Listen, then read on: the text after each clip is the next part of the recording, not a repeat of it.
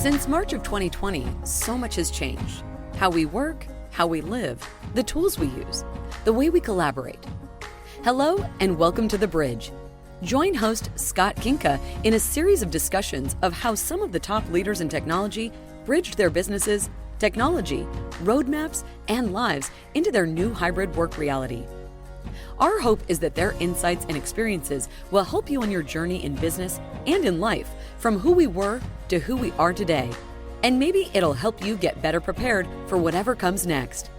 The Bridge is a service of Bridgepointe Technologies, one of the nation's leading IT advisory, procurement, and lifecycle management companies. Now, here's your host. Hi, welcome to The Bridge. All right, stop. So I got to do this real quick. As you could probably tell, I hijacked Scott's office for this version of the podcast, right? I'm Gene. In case you don't know me, I'm the producer behind the scenes of the Bridge podcast with Scott Kinka, and this is going to be an end-of-year episode. So I snuck into Scott's office with the help of his wife, and I'm taking over. He doesn't know we're doing this today, but we're actually going to run an end-of-year podcast where I get to dig in and find out from Scott all the things that you want to know. So stay tuned. This one's going to be a good one.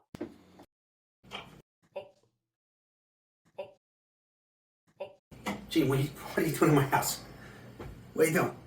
Listen, I know you said we're not doing it. Too late. I'm here. We're doing it. Go get dressed. Welcome to the Bridge Podcast. This is a little bit different, as you're probably seeing. This is our end-of-year show. I am the producer and mastermind. Maybe not the mastermind, but I'm the producer and editor of the Bridge Podcast with this guy to my left, your right, Scott Kinka. Scott, how are you? I'm well. I'm okay.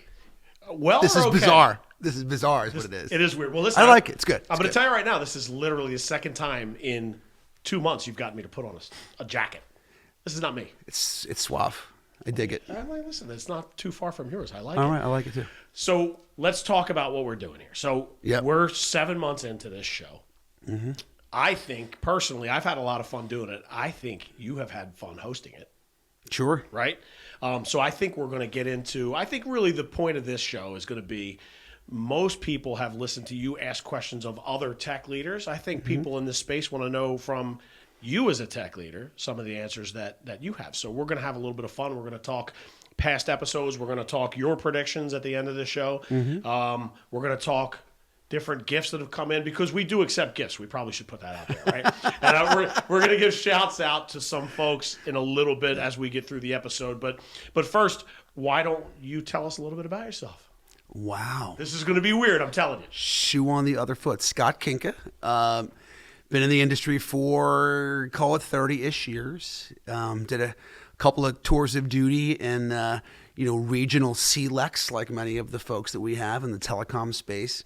Went through a few exits. Ultimately, in 2007, worked with some investors and was one of the founding partners of Evolve IP in Pennsylvania. And that's really where I got my primary introduction to the channel, that we live in here today at Bridgepointe. So but took that through, along with others, through to investment by a third party. Ultimately retired from that business and had spent a lot of time working in the field, frankly, with Bridgepointe partners, with Bridgepointe strategists. And ultimately, Scott and Brian, who had at the time made the decision to bring an outside investment into their business, asked if I would join and help them figure out what to do next with Bridgepointe. And since then, it's been an absolute whirlwind. We've accomplished an awful lot, including 7 months of the bridge. Right. You're not kidding. It's been fun. I kind of think sometimes, like, I know we've talked about this ad nauseum, especially when we prepped it. Like when we planned this back, I think we talked about this in Nashville. Yeah. October of 2022, right? 21. Like yeah. 21. And so I'm just curious, like, before we get into the meat and potatoes, I know you probably expected certain things out of the show. Is there anything that stands out that you didn't expect that you're getting out of the show? Wow. I think the personalities have been the big thing, right? I guess I was thinking we were going to hardcore tech this thing. And when we really got into it meeting with, and I mean, think about some of the people we've had on the show, Yep. right? Just getting inside of people's kitchens a little bit, what makes them tick. I think the consistency of everyone sort of struggle with, what real work is in, post-pandemic, kind of leading their businesses through it. And I think the consistency in message, but the difference in personalities and the way it's been delivered has been super interesting. And man, I've gotten singers out of everybody. That's been the best part. Yeah. I'm one for the big quote. I think I've added probably 10 things to my meeting lexicon. Yep.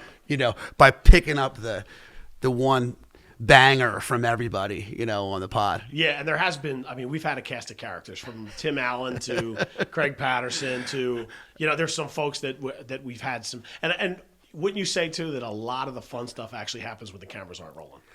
Yeah. Right. Maybe one of these days we'll have enough time to actually edit all the outtakes, or the minutes before we go on. Yep. That's where it's really funny, with dogs barking and kids like get out of here, and people bringing in lunch, and a lot of fun. It has been. It really has been fun. I do want to clear up some things, though. Okay. Right? So, oh boy. So no, and this will be easy. I think this actually should be fun from your perspective, because, we were in Ojai together.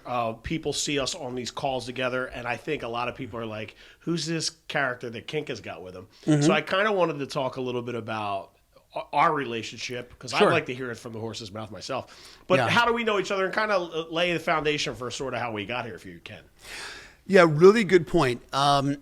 For getting back to you and I we're, we live a couple of miles from each other. Our kids went to school together here in Westchester, Pennsylvania. You're probably catching the Eagles gear in the background. So Go Birds. So go Birds.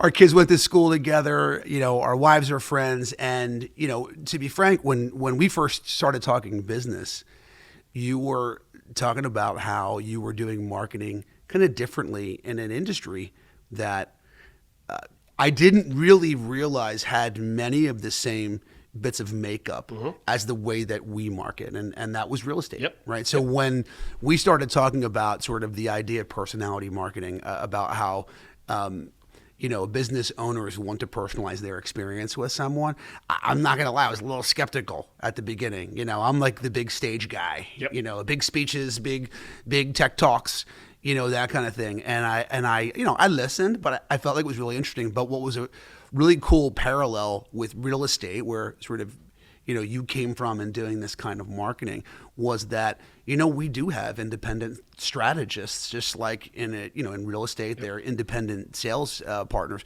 who are out there, they leverage Bridgepointe to deliver to IT buyers throughout the country.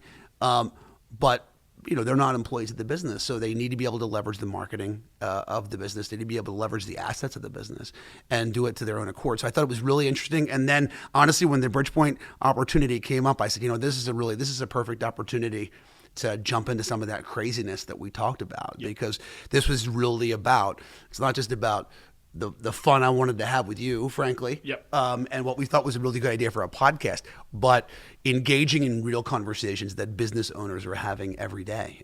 As IT's really crossed the chasm from sort of the closet in the back room where the nerds go to play, to something that is central really to every business's outcomes. Yeah. On a day-to-day basis. Yeah, and I think if I could just kind of summarize from my perspective, that was, I remember the car ride, right, where I think we're talking to Scott and Brian. Yeah. I happened to be a fly on the wall up to this point, and I think it was kind of funny because, like you said, our wives are peas in a pod, and they know, my wife knows you very well, and your wife knows me very well, and I think they both were like, uh-oh. Like, when we put this together, this is going to be a problem. This could be awesome, or it could be crazy. So we've muddled through a lot of stuff. We've gotten some, with the help of the team you put together, obviously Maria Cat, Maggie, the whole crew, right? It's really working out, and I think if I'm sort of outside the tech space. I come from a tech background, but these conversations have been super intriguing to me and interesting to me, to see behind the scenes, like what the C-suite leaders are doing. And you're pulling that stuff out of these guys. Like, hopefully you're not just seeing this for the first time and you haven't seen other episodes. If you haven't, you need to go back and see what we're talking about. But All right, so I think maybe let's talk real quick about there's one other thing, two other things really, that I wanted to get into before we start to get into some of the predictions and stuff, right? Because I'm going to hold you to task the way you've held your guests to task, right? So we're going to find out a little bit about you. All right. And I think, oh God, there may or may not at the company Christmas party have been some singing. Okay. Okay. And you mentioned the stage, right? Okay. So let's just get some of this stuff out because I know people probably don't know it. The ones that do love it. So I'm going to give a little context. When I was growing up, the main line was a big deal. You come from Northeast Philly. I'm a West Philly kid, right? So on weekends and Thursdays and Friday nights, we would hit some of the main line clubs, different spots. And there were a couple bands that ran around, right, that were very well known. Love Seed Mama Jump. Right? You could probably name all of them. I know a couple. Sure. Right? There was another one that maybe you have a tie-in with. So tell us about that a little bit. How did I know you were going to go here? You know I'm going there. All right, I put myself through college, basically, and then my first job, and then my master's degree, and then the early part of my marriage, playing in a band called Split Decision in the Philadelphia area. Still around today, actually, 20 some odd years later. But yeah, I mean, it was a career. You know, it was a 7-night-a-week band during the summer, up and down the coast, on the beach, and then kind of 3 to 5 nights during the rest of the year. But yeah, I mean, look, it was a good time. It's nice to be able to be sort of a part of a lot of people's memories as they're growing up. You know, people walk up to you now when every once in a while I play out, they'll be like, I remember when, you know, I met my wife that night. You know, that's cool stuff. Yeah. And I think we'll have to do another episode where we get into some of that stuff, where you met your wife and some of the really, I mean, we've had drinks and talked about a lot of stuff. Some of the musicians you've had a chance to play with is a crazy list. It's been fun. I mean, in the 90s, you know, cover bands were huge in the 90s. Live music was huge in the 90s. I think it's changed a lot since then. But, you know, yeah, I mean, just being able to open for some of the acts that I got the opportunity to open for, it was fun. Yeah, I'm sure it was. And I've seen him play multiple times. I'll probably see him in January. I think there's a gig maybe up our way sometime in January. Sometime, yeah. Maybe. I'm not going to, you got to DM me to find out the details. Yeah. But I'll probably be there. All right, so now for the heavier stuff. Okay. So you've been in this business since you were 11 years old. You said 30 years, right? Okay. You know, one of the big things we hit on the podcast is, you know, you're talking to these C-suite leaders, the leaders of the tech space about where they were and what they were doing when the pandemic hit back in March. Yeah. And you're super specific. Like, you're like, second week of March 14th on to the 21st, and I remember it very well myself. Give me a little bit, where were you? What were you doing? You know, it's funny. I mean, I was at Evolve IP at the time. We were moving our office. And I remember it was that Wednesday, and we were like, is this real? You know, I think it was that St. Patty's week, you know, like, is this real? But thankfully we had boxes in the office already because we were sort of, you know, we were in an open office space. So our idea was, you know, pack your stuff up, put it in your car, and then, like, department by department over the course of the next 6 weeks or whatever, you go from one office to the other one. They were like 3 miles away from each other. And we said, you know what we're going to do? We're going to open up boxes, and we're just going to say, you know what, just for the sake of argument so that you continue to work, you know, put your personal effects in it, stick it in your trunk, and we'll fumigate the office, and we'll be back in next week. Right. Yeah, right. Most people never went back to that office, ever. Yeah. Which was really an interesting story. Now, like many of the folks that we've had on the pod, because we've asked that question to all of them, I think we were fairly well positioned because we were a tech company. We were already doing collaboration online. We were, you know, a lot of that stuff. And we had to get better at it, as I think most people did. But, you know, we had the remote tech nailed. It was really more of the cultural idea of like, wow, you know, this was a pretty tight-knit business. And now here we are. We're only seeing each other over Zoom. Yeah, and I know that, you know, I've listened a lot, right? So I get to edit these podcasts, and I hear the lingo and all this stuff, and I, you know, that now that security was an issue, right, at the edge, and you're talking about speeds of, you know, they're setting up speed, like all these different things came down, and we learned a lot about the way that people handled. We had, I forget who it was, but one of the guests actually has a data center in South Korea. And they knew before, as the wave was coming, they knew before everybody else did, right? Yeah. So indeed. they said they started, I forget who it was. It was Chris from Digital Realty. Chris Sharp was talking about how, you know, they were well prepared because they were sort of already moving people away from the pandemic where it was located. Yeah, I think he said January. They started it was early. Yeah. It was early. So All right, so now what I want to do is I want to hold you to task again on some of these things. So one of the things that you asked these guys, and is shameless predictions. So I'm going to let you do this however you want, Maestro. Right? Yeah. So it's either going to be a Kinka shameless prediction, or we can kind of revisit some of them and discuss them. I'll leave that to you. All right, I'm going to go through some of my notes because we I mean, it was, you know, a handful of 7 months of episodes. A lot of content. You mentioned, right? There's It's a lot of content in there. I mean, let's just take them in tranches. Okay. You know, I think one of the big things, CX all year long, right? And so, you know, if I had to predict something, I'll just say it's the year of CX again, right? Yeah.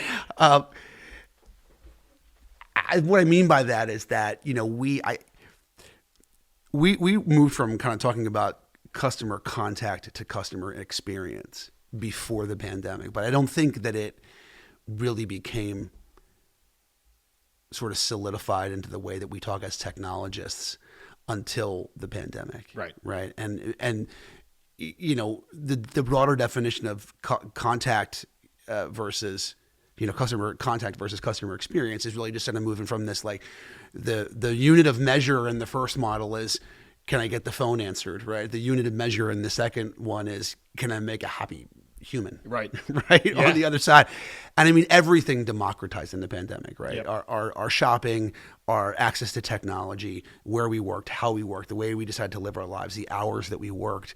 So I think we feel the same way as consumers about our relationship with businesses, right? And businesses have had to respond by saying, I need to take it beyond just that moment that I'm on the phone with them and think about the overall customer journey and how can technology, you know, support that. Right. I mean, at Bridgepointe, we recently made an investment in PPT Solutions for that reason, right? I mean, it's just so much investment moving towards CX now. So I think those conversations will continue, certainly. I think part and parcel to that, though, interestingly enough, is, you know, how much conversation has there been in the last week alone about AI? You and I had a long thing right. on it last week, right? Yeah. Yep, I mean, we started messing around with ChatGPT, and then, man, there's 100 articles on LinkedIn the next day about schools banning it, and, you know, you're not going to know who the announcer is, and next year it'll be two avatars doing this podcast. That's right. It won't be, it'll be on, right?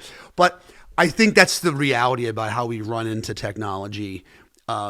And it's like, with great power comes great responsibility, you know, in a lot of ways. AI is going to get used really well in CX applications. I think it's also going to get used really poorly in CX applications. Oh, no question. You know, so I think the funny stories that we used to tell about, like the outsourced contact center, and you got Joe, whose name clearly wasn't Joe, right, and had no idea what you were talking about, and all the memes and the stories. I think we're going to be telling many of the same stories about, you know, the ChatGPT bot that you were conversing with that had no idea what you were talking about. You know, I mean, at the end of the day, these systems still need to be informed with process. You know, so I think it's just going to be a fun year of lots of focus on CX and a lot of abuses and victories, frankly, with AI as part of that story. It's going to be interesting to watch. I do agree with that because, like, and I think I told you this, I'm a fairly creative guy, and I know you are. And when I sat down for the ChatGPT, I was like, this is incredible, but I'm not quite sure what it means yet. Like, I couldn't wrap my head around, like, okay, give me a recipe for pasta carbonara. And it spits some stuff out. But that's not how it's going to be used in 6 months from now, right? Certainly. Like, we have to figure that out. So now I'm going to morph this in, and maybe it doesn't fit here, but I'm going to kind of tailor this in. With customer experience, AI, chat, all this stuff. Let's talk about hybrid work and what does that mean these days? Like we talked, there were some shameless predictions on that. I'd like to get your angle there.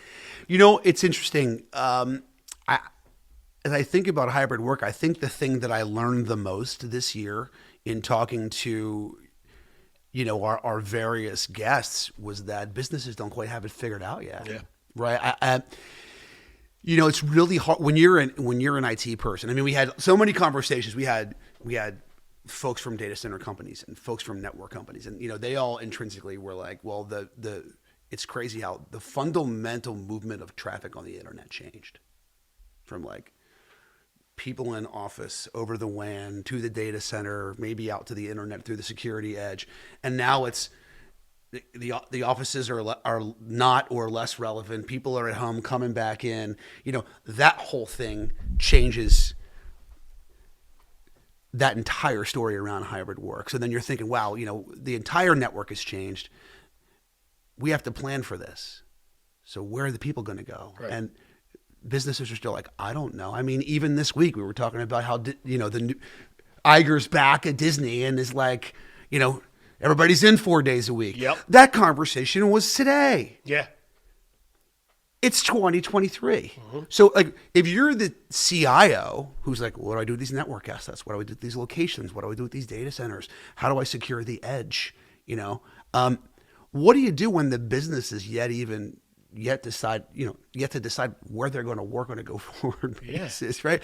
So I guess the reality of it is we're in this stance of just sort of everybody has to be anywhere, which means everybody is intrinsically remote, even if the remote location where they're working happens to be the office. It's got to be like no reliance on a location. So, I mean, from my perspective, isn't the toothpaste out of the tube right now? Like, and here's what I mean by that. I know I'm going off script here a little bit, right? No, that's fine, yeah. But I mean, like, how it's going to be so difficult for companies, I think, to go, okay, mom of two, you just worked everything around your schedule, and we had some flexibility now where, one of these days where your daughter was sick and they couldn't go to daycare, you were home. You worked remote. Yeah. It was fine.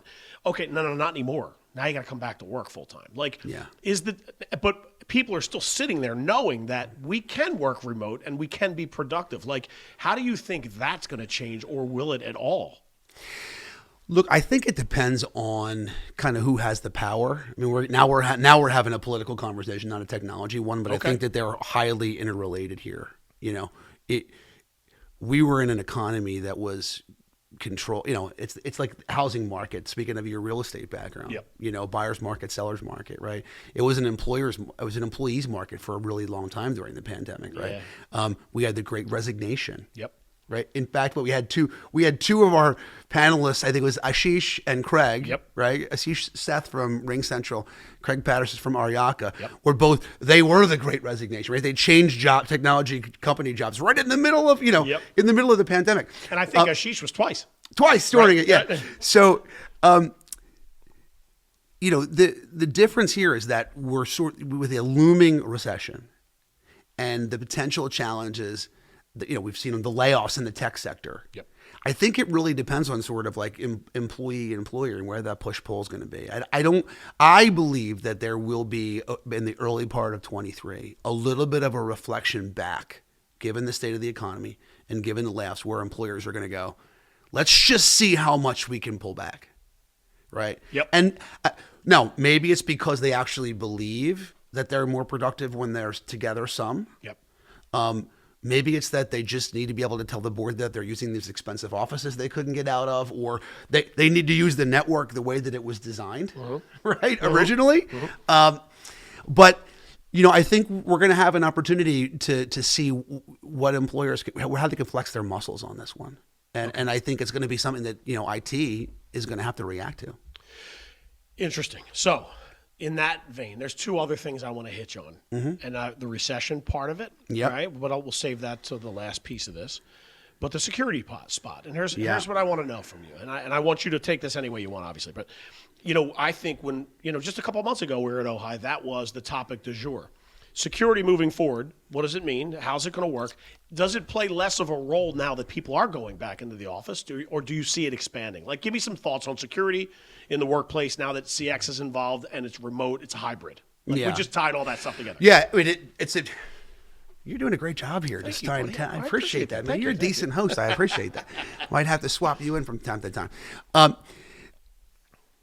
It's the appropriate next question to ask, right? Because they're tied intrinsically at the hip. Like, we were having a conversation a few minutes ago about how our network strategies are inverted now, right? Well, the security strategy, let's have the same conversation. The security strategy for that big monolithic network was that we would get people over the VPN from their house back to logically into the network, into the office, to get to the data center, only to get back out to the internet, right. So they could hit the security edge of the business, right.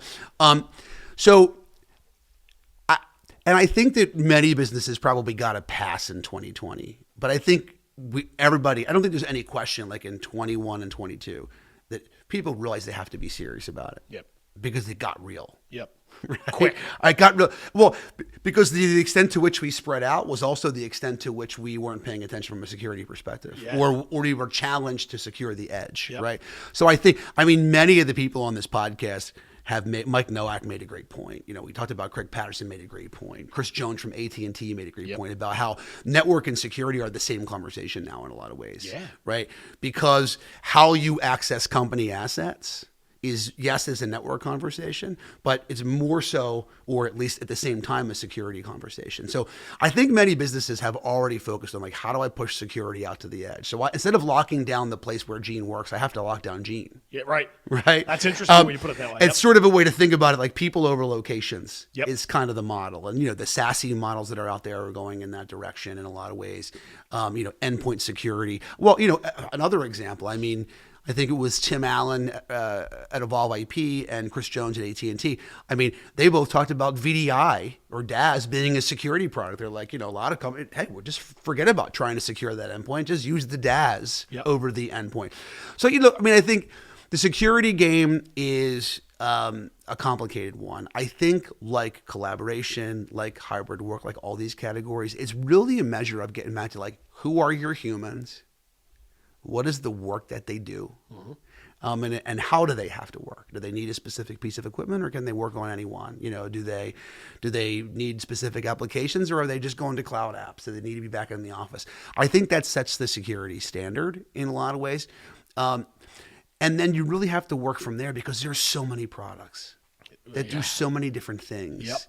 And, everyone's trying to sell that one product. I think that's really the importance of dealing with a strategist, right, at the end of the day, to help you sort of discern ultimately what's the end point. I think the other thing to note here, Gene, said it really well. Emil Saig said, from Entirety.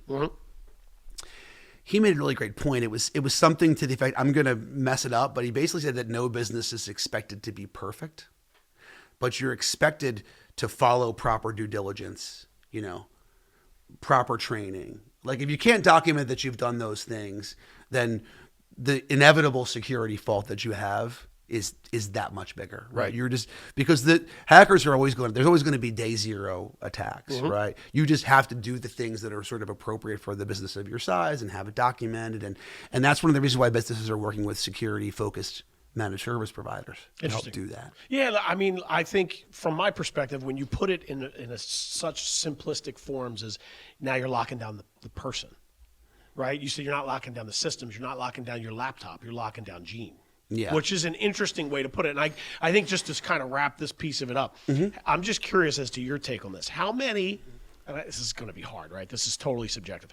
How many people do you think were caught way off guard when the people went home and everybody went, uh-oh, we don't have any security in place. There's no VPNs. These people are coming into our servers from their phones, from their house on a regular basis, or their iPads. How many people do you think were shocked and forced into, like, having to clean that up real quick?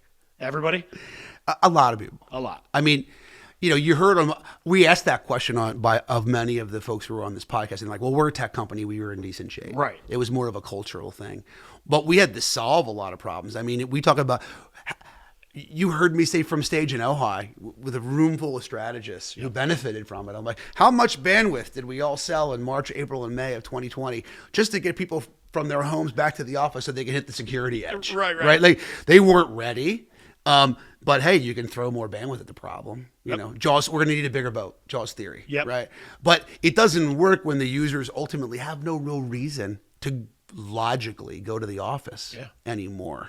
Right. At the end of the day, I think a lot of people were caught with their pants down. I mean, it was who was it that said, I got to go through my notes here. Oh, Dr. Carlson had a great quote. He said, in one of the pods, he said, the pandemic was ultimately like a health scare, right?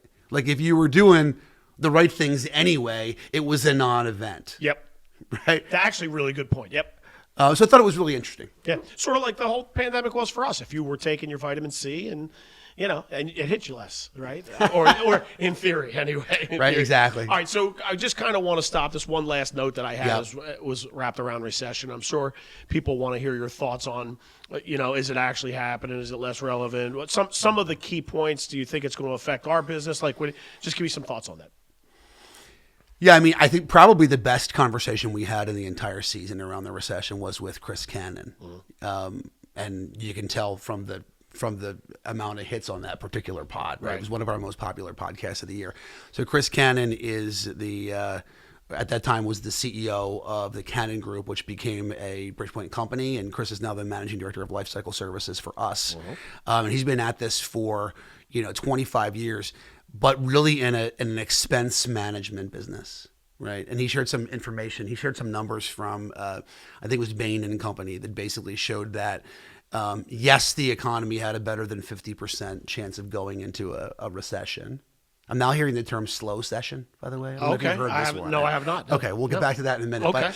But a high chance of going into a recession, but that IT budgets, I think on the strength of IT getting a different seat at the table in the pandemic, right? That IT budgets were not necessarily expected to contract, but that there'd be more effort put into spending money on efficiency, on cost containment, on things like that. And what was interesting about what Chris shared was he goes, there's always 30%, 20%, 15% at the very least in an IT budget to fund new initiatives, but you might have to go down deep. Right. Like mobility is the one thing nobody wants to deal with, but every year there's a new plan. Right. A new phone, a new way to consolidate minutes, on traditional networks. There's always, orphan circuits and weird taxation things and stuff that's billed wrong. You just got to go find it. And telecom expense management, as an example, is an area that has always been sort of the domain of the extremely large company. Got problems big enough that really managing little expenses matter. But in reality, I think Chris made a really good point that you don't have to be a large business to be able to find savings that way. But your answer to your question, yes. I mean, I believe the pundits. I mean, I'm not a financial guy.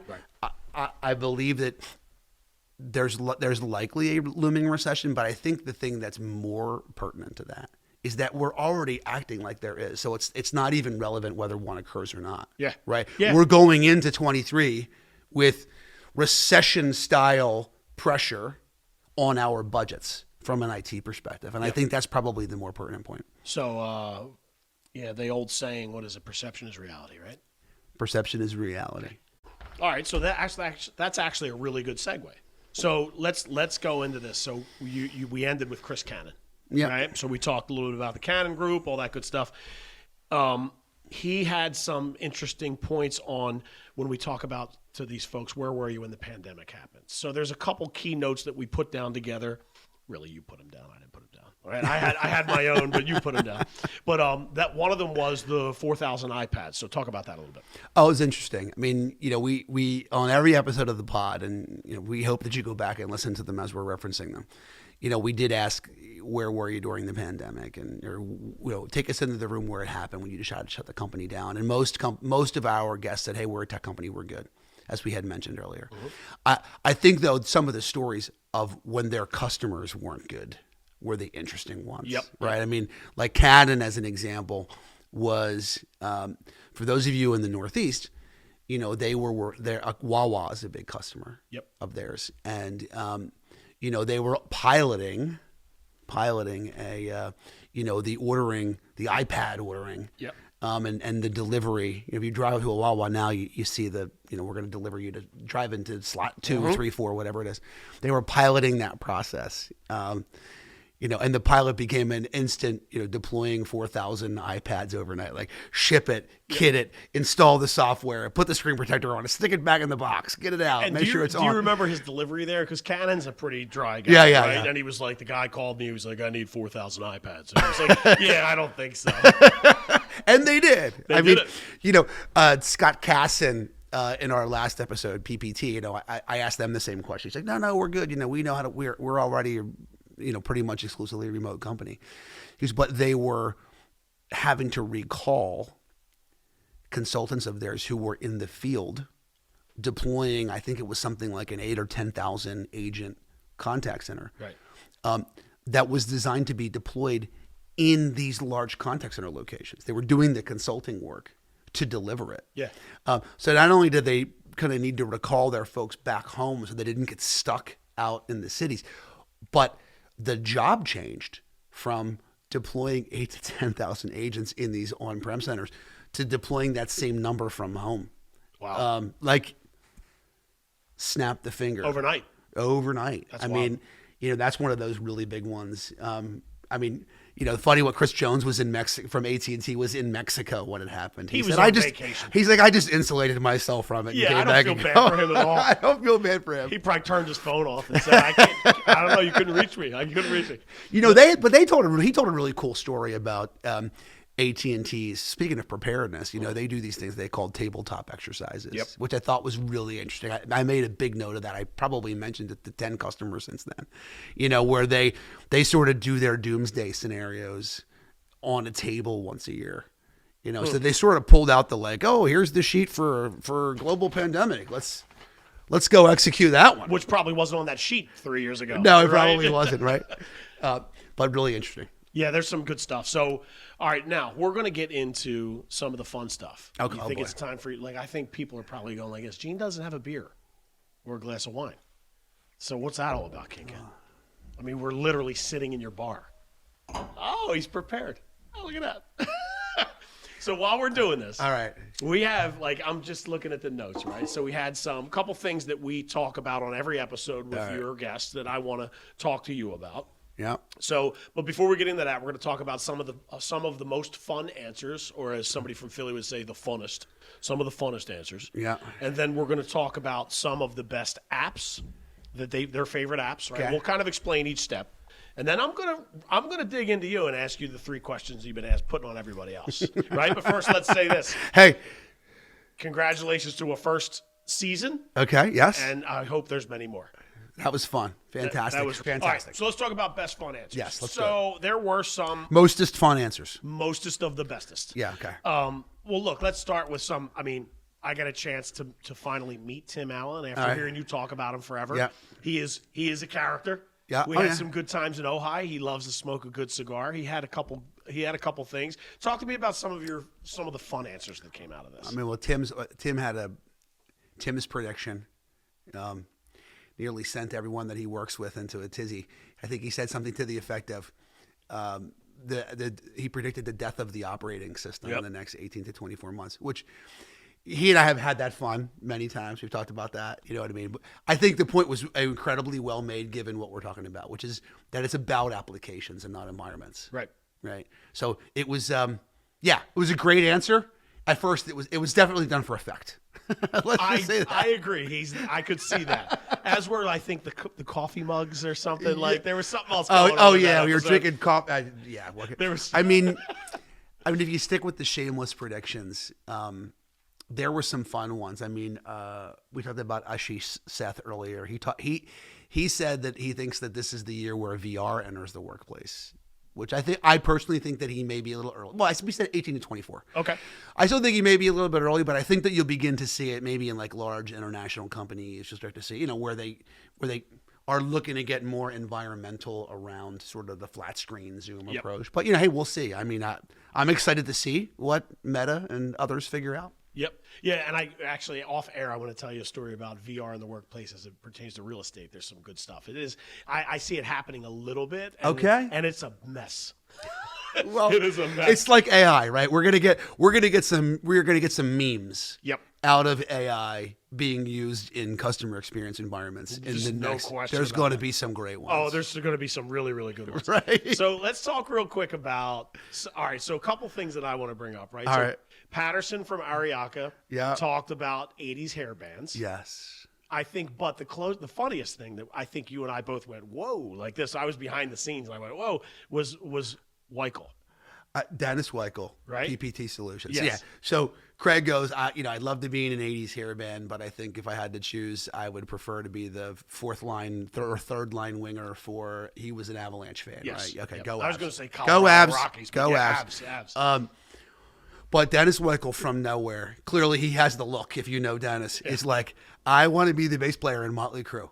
And he was, matter of fact, like super serious. No, about it. he was deadpan. He had his answer prepared. And he said, I called And him. by the way, and Carlson, who's in the interview with us, is looking like, yeah, I knew that answer already. Yeah, well, so clearly he's talked about it If before. you remember, he said, Casson, do you know who my favorite band is? And Casson said, yeah, do you want me to tell him? You're right. That's Like perfect. he was embarrassed I was for it. not expecting that one. That was good. That was a good one. I mean, of all bands, too. And then your buddy, who you've known forever, Sanjay, had one that I thought would. That one almost. It's funny. It almost knocked me off my seat. Not for any other reason than if you would have said guess Sanjay's favorite supporting character from any movie, it would have taken me 9 million years to pull this one out. He basically tried to say that the judge from My Cousin Vinny was one of the most underrated roles in modern cinema history. Is he wrong? He's the two Utes. Listen, that's one of the movies where I'd never turn it off. What did you just say to me? What, Utes? Are you trying to say youths? That's a really, really good one. It was good. You know, also, Dr. Carlson he talked about Steve in The Irishman from Braveheart. Yeah. Remember, Steve was the crazy Irishman from Braveheart? I had to go back and remind myself of exactly who he was after that podcast. I would have to, I too. nodded off. I was like, yeah, that's funny. And then I went and saw it. I looked at it afterwards, and I'm like, wow, okay, Dr. It was good. Yeah. Yeah. Dr. Disaster Recovery Carlson. That was a good interview.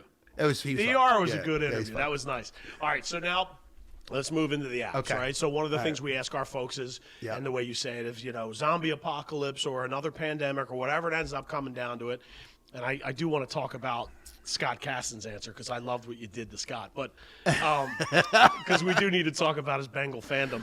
But there were some really good answers. What was the top answer for? So let me go back and rephrase. Yeah. If you were stuck in the pandemic again and you only had one app to use for that time, what would that one app be? That's what we asked. Yes. Well, we did, but I said like when the next pandemic comes. Okay.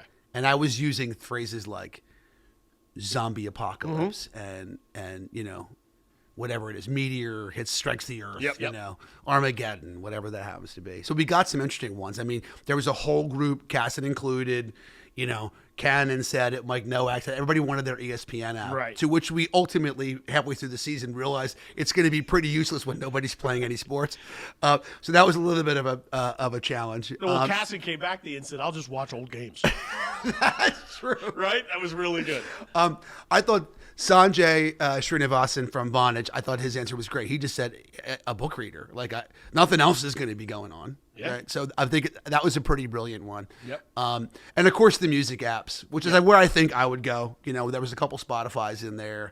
There was a couple Apple What would be Musics yours of in choice, there. though? What's your music choice? It's funny. I've always been a Spotify guy. Okay. Because sort of I love the whole sharing of the playlists and the whole 9 yards. But I will say that, once some of those social aspects came over to Apple Music, I try and do more on Apple Music just because it's easier in the ecosystem in my house. Okay. Do you know what I'm saying? I and I have the headphones, you get the spatial audio, the quality, because that's maybe a little bit better if you pay for that, but I still end up bouncing back and forth. Yeah. I try to drag all my family's playlists over into Apple Music, and I'm still footing the family plan for Spotify. Right. Yeah, so even though I have it, I'm paying for Apple for everybody. We're doing the same thing in our house, and it's like my wife just came to me the other day. They're stealing my Spotify account. It's knocking me off, and I'm like, use your own. She goes, I'm afraid to because all my music on Apple. Totally. But how often do you use that app all the time? It's not fair though. You're a musician. Yeah. Well, right. I mean, I'm in it. Yeah, I live in it. I live in it. I get in the car, and usually when I ask Siri to play me something, she goes, "And which app would you like me to play?" Right. But once again, Dennis Weichel surprised us. He said he could only, if he had only one app, it would be Angry Birds. And you audibly laughed. Like that was like I think he had me on the ropes at the end. This was did. right after Motley Crue, so I wasn't quite ready for it that. was right after Motley Crue. That's funny. Chris Jones' answer was really interesting too, because he was just like Netflix. I mean, as long as the library's still there, I can keep myself busy forever. It'll take me a long time to get through that whole That's library. not wrong. That's not a wrong answer. He's not wrong. That was probably the most well thought out answer. How about Chris Sharp? Kind of caught me off guard. Chris? Oh, he said TikTok. Yeah, he said TikTok. Well, you know what? I mean, if you think about it, if you think of the hours of entertainment, the number of hours of entertainment on TikTok. Oh my God. If everybody else in humanity was dead, and you were the last person on earth, Yep. you could just watch stupidity for the entire remainder of your life. My wife will tell you that I've woken her up multiple times on the couch crying, laughing from TikTok. I can't get enough of it. The It's Practical terrible. Answer Award goes to Artie Chang, Okay. CEO of Pantera Networks. He said Google Maps. He's like, listen, if I have the whole world to explore by myself, I better know where I'm going. It's listen, these were all well thought out great They answers. You certainly couldn't were. argue with any of them. Even Angry Birds, you went, I'm just going to leave that right there. I was just going to leave it alone. Leave it right there. Just leave it alone. All right, so now this is where we come to the final play here. So Yeah. I do I want to ask you to make a prediction, a shameless prediction of your own? Do we save that until after the 3 questions? Just for you need time I to think think you about got that? it. I think you got a little bit of them. Okay. It's 18 to 24 months. I think it's going to be absolute chaos in and around, artificial intelligence, machine learning, robotic process automation. We're going to see amazing things done, and we're going to see a lot of messes. Yep. Right. And that's probably an easy prediction to make. Okay. But it's one that, if you're looking for one that's just, crazy, I don't know. I think I'm rooted too much in pulling great information out of all these people's heads to come up. Something might pop up in my head before the end of the pod, though. Okay, all right, if it does. We'll see what happens. So I want to ask you this. I mean, one of the things I've heard you say over and over again on stage, in meetings, on the podcast, is that, we were forced to grow in tech a 5-year leap in a 5-month period. Mm-hmm. What do you think the next 5 years looks like? Is that speed in us getting to that space going to be faster? Are we looking at the same thing? Like, I know that's kind of a vague question, but I feel like technology just continues to get smaller in a vacuum. Like, it's moving faster and faster and faster and faster. I agree, but I think there's 2 cycles in tech. Okay. Right? There's the cycle of innovation and there's the cycle of adoption. Okay. And sometimes the cycle of adoption lags the cycle of innovation because we lack an impending event. Okay. Like an example. Do it. And I can reference a couple of conversations we had this year. Tim Allen said something to the effect of the biggest challenge in the pandemic was teaching people how to use stuff they already bought. Yeah. Right. Yep.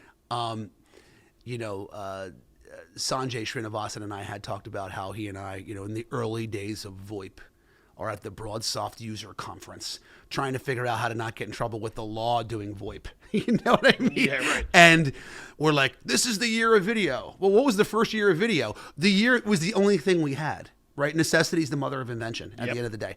So I think what happens is sort of innovation is this straight line, and maybe it accelerates and maybe it decelerates from time to time, but adoption goes in like chunks. Okay. When we're forced into it in a lot of ways. Yep. The importance of locations and phone systems in those locations and those kind of things eroded to almost nothing overnight. Yeah. And now thankfully the innovation curve had kept going and kind of got ahead of us and we jumped up to it. Yep. So I think we're talking about things like if you use VR as an example. I mean, it would be an easy prediction for me to sit here and go and look at you and go, well, since we jumped right into video, we're going to jump right into VR, right? I mean, are we? Like, without an impending event,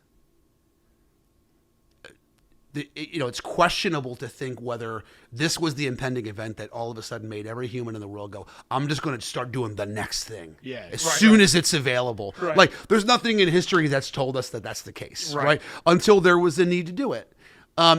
So, look, I don't know. I mean, I think that we moved so quickly that I think we're going to wait for another big moment when it's absolutely necessary to maybe make the next big jump into VR and into some of those things of that nature. I do think though that speaking of using your earlier statement about toothpaste out of the tube, particularly around AI, out of the bag right now. I mean, that's where it's going to get really blurry really fast. Yep. And I think a lot of things are going to get called into question. Yeah. When the machines are in some case smarter than you, or you can't tell the difference, I don't know. That's how it's going to end. As the robots are coming. Isaac Asimov had it nailed. The you know, iRobot in the they're early coming? part of the last century. I don't know. iRobot. Here it Listen, comes. That's a great answer. I think you know, it's interesting to watch these things happen. And like you said, your question was, your statement was, invention is the necessity of. Necessity is the mother of invention. Thank you. Yeah, I'm all yeah. screwed up. Yeah. Half a glass of wine. See See? what happens? A sip. But like you said, is VR necessary right now? It's not, right? Video became necessary in that space. Is VR? I think what you say makes a lot of sense. Nobody's, like you said, nobody's going to jump and go, I'm going to get on to the next best thing. It's going to be VR. Let's do it. Adopt it right now. It's still unproven, right? Yeah. And there's no need for Well, it. you'll always have your you know, tip of the spear folks. You'll always have your businesses that are riding the edge. But Right. we're talking about ubiquitous adoption. Okay. Is what that 5 years and 5 months Yeah. thing was, Yep. right? Like, you know, Zoom, I say to them all the time, big partner of ours, you know, you guys became a verb in the pandemic. Yep. Right? Teams, verb in the pandemic. Now, there was a million video platforms that were out there. They happened to be easily accessible. You know, they were smart about how they were connected to other technology. They offered it for free. Yep. Right? Smart ways to do that. But right now, you know, your mother-in-law knows what a Zoom is. Yep. And she got on many of them. She didn't pre-pandemic, and she couldn't have cared. Yep. Frankly. Yeah. And that's what we're talking about in those leaps. There's always going to be the people on the edge. Well, I think we probably both can agree that no matter what happens, the next 12 months is going to be super interesting. Always is. Yeah, it always is. All right. So, last thing I'm going to do is I'm going to put you on the spot, Yeah. and I'm going to let you close out your own show. I am. Okay. All right. So I'm going to ask you the same questions that you get to ask your guests, except you give them the optional one. I'm not doing that. You have to answer all three. Oh, lovely. Fair enough. Okay. And I'm going to save the bass player. That should be the easiest. Do it all. Go for it. All right, let's do the bass. Might as well. So, Throw 'em out So there. this is always a supporting role, and today you've graciously taken the supporting role, even though you fought me on it. That's not really true. We staged that, right? He's fine with it. But this is going to be a supporting role for you in that you're not the lead singer of Split Decision. You're the bass player. Okay. And in this case, you've maybe taken another job with another band. Who's that band? Who do you want to be the bass player for? This is interesting to me too, actually, because You want to know the answer? You're interested because we've talked music so much. Well, and we've seen music together. So here's the hard part. If I went bass player, I would go right to two bass players who it's hard to say are a supporting actor in the, you know, a supporting role in the band, right? You'd go Geddy Lee from Rush, who was Okay. also the singer. Okay. And, you know, arguably on the bass, a lot of the melody, like that's what people know. You know, you'd go Paul McCartney, but how do you say Paul McCartney is, you know, it's kind of ruins the spirit of the question, right? It does. Paul McCartney invented modern bass. Let's just As call I it look what at it Paul is. McCartney's picture on your on wall my over wall there, over right? here. Yeah, certainly. Yep. But if I had to go like bass player, like guy who's not up front, not singing, not whatever, and just say who's that guy, it would probably be John Entwistle from The Who. All right, now I want to switch this a little bit on you. Yeah. So I feel like you answered that from a space of which bass player do you like the best? Take the bass player out of it. Which band would you want to be a supporting act in? So take it from... Oh, it's not even close. It's the Beatles. It's would be not the even Beatles? close. Okay, Yeah. so you would be the Paul McCartney of the Beatles. Yeah, but it's hard to say that he's the. If you want to be a supporting person, you'd be the George Harrison of the. That's true. You know. That's true. Okay, that's fair. But that was intriguing to me. Yeah. Because we've Okay. seen live music together. Yeah. We've, you know, I've talked to you about this ad nauseum. We talk music all the time. It's big. It's a big element of my life, so I think it's important, right? All right, now, I'll put this one out there because this is super easy. But I wanted to talk about this because I think people might not know this about you. Gadget player for your favorite team. What team would it be? It's the Eagles, Would be the Eagles, right? and you got to be the third down gadget back on that offense right now. Yeah. Oh, yeah. That's an Right. easy one. I mean, that's an easy one. That is. Of course. And look, we've had some legendary like third down gadget backs for the Birds. You know what I mean? We have a good one now. We have a great one now. Right. You know, but I mean, like take a Brian Westbrook, like somebody like that, you Yep. know, coming out of a Division I AA school. Yeah. You know, into arguably a Hall of Fame career. Just, you know, amazing stuff. But Which is right around the that's it, right? You know, that's the gig. That's easy. Birds fan. Go Birds. Go Simple. Birds. Go Right. Birds. And then the last piece of this is going to be the supporting actor in your favorite movie. This is a struggle. All right. So my favorite movie is Shawshank Redemption. Fair. But just like the band problem, I'm not sure who the supporting actor is. Makes total right? sense. Is it Andy or Red? Right. Yep. Red tells the story. but Andy's really the lead role. So by the way, I would say either one. If you could certainly say one of those was the supporting actor. Okay. My second favorite movie is Field of Dreams. Okay. So I'd be Ray Liotta in that one. That's a good one. You got to be Shoeless Joe. That's He's a good just one. like he's orchestrating the whole thing, and he says about 27 words in the entire movie. Think about that, right? Yeah. Like making it all happen. Yep. Doesn't even really need to be heard. Just orchestrating. And Love that. And he's also one of the most iconic of all time. It's just Come on, hard the to scene at the end. It's just He's so good. He's so good. Well, listen, I think people learned a little bit about you today. I hope that was the case. Yeah. I had fun doing this. I'm going to let you close this out. So, in what way? I don't know. Do what feels right. What feels right? Maybe we talk about what's coming up in the next year. Maybe we go, the show's over. I don't know. We have a big announcement. I don't know. Maybe you just... There are neither. We will finish these. I'll just say this, and it's been a lot of fun. Yes. You convinced me that this was going to be a great way to, create tools for our strategists to be able to get out there and market their services, and that it was going to be a really great way for IT buyers to sort of listen to what's going on and personalize these really well-known executives and technology providers out there. And I think it's proven to be. So we're just going to keep it going. I love it. Into next year. We'll play around with the format a little bit, but I think we've learned a lot throughout. We've gotten a little bit more brief, a little bit more brisk, except for this episode, Yeah, which is going to be our longest one. And we knew that. We still kept it under an hour. I mean, it was not bad. It wasn't bad. I'm not sure anybody's going to get to this part. If you did, thank you for hanging out. Yeah, and make sure you let us know. Yes, and give us 5 stars, and we'll go through that route. But hey, to growth, continuing our mission of educating and just having real, open, and honest discussions about the state of IT and the state of business and chasing business outcomes. And, let's make it happen more in 23. Get ready for season 2. Love it. Of The Bridge. Let's go. All right. Cheers. Cheers. Listen, if you made it this far, there must have been some good content, or you're just a fan or a relative of mine. In either case, we appreciate you spending your most valuable asset with us, your time. We don't take that lightly. We'd also like to say one more time that we are appreciative of Bridgepointe Technologies and their belief and sponsorship of this show. We hope that if you or someone you know is thinking about your company's digital transformation, or simply the next IT project that you may not have the resources, budget, or time to get to, I'm sure that Bridgepointe, one of the country's fastest growing technology advisory and procurement firms, can help. Check out Bridgepointe at bridgepointetechnologies.com.